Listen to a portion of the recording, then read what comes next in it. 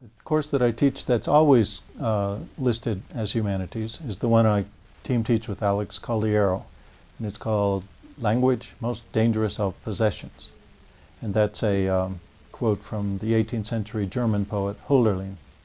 And my contributions to that class have mostly to do with 18th century theories of the origin of language, Rousseau and Herder, and we usually have the students read Goethe's the Sorrows of Young Werther. I almost said Semiotics of Young Werther. That's a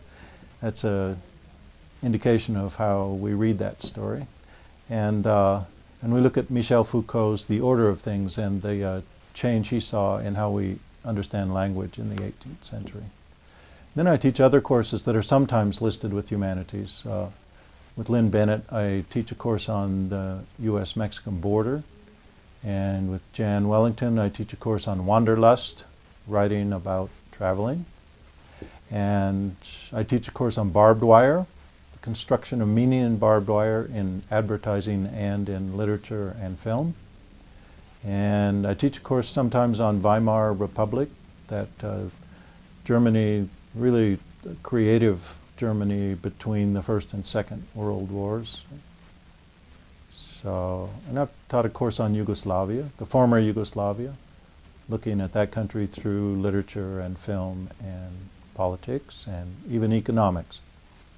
I teach because I want to learn things. And I really like talking about ideas with people, and students are people, and I love being in a class and talking ideas.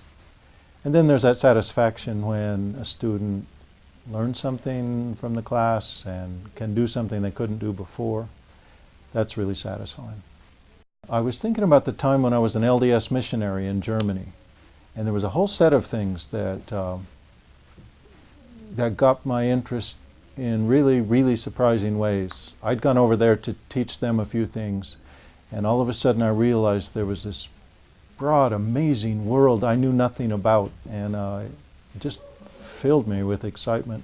So one thing that happened was I walked into an art museum in Cologne, Germany. And I'd never been in an art museum. I grew up in Farmington, New Mexico, and we didn't have things like that in Farmington.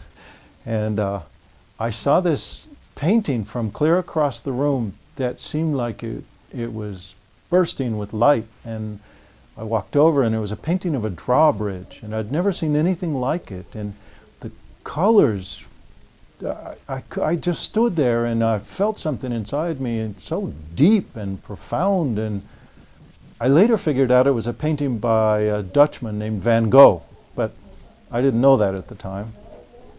And in that same city, Cologne, Germany, one day I went to see an opera, and I'd never seen an opera. I knew there were such things, but I'd never heard one or seen one, and it was Mozart's Magic Flute.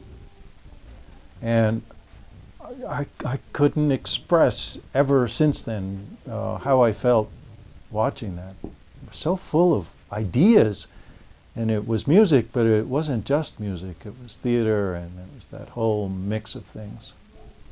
And then about that same time, I ran into some German students, and they had these books on their shelves. They were all the same color of books, the same edition of books. It's a Surkamp thing, and I could see all the backs of them, and they were in all these various colors. And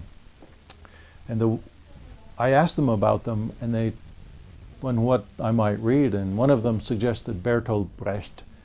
And so I went and got his book, Mother, Courage, and it was hard for me to read because some of it's in dialect, and my German was I was just learning German. But I remember reading that on the streetcar day after day after day, being drawn into these pages and into these characters' lives, and it was just fantastic. I was a different person.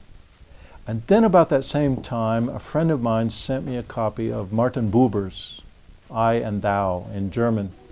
And this is the thing, this is the book, and he inscribed it. His name's Cole Durham, and he was studying at Harvard, and it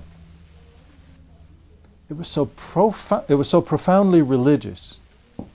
in a way that I'd never thought about religion. And it was about religion just between people and between a person and things in the world. And I was a different person after I read that book.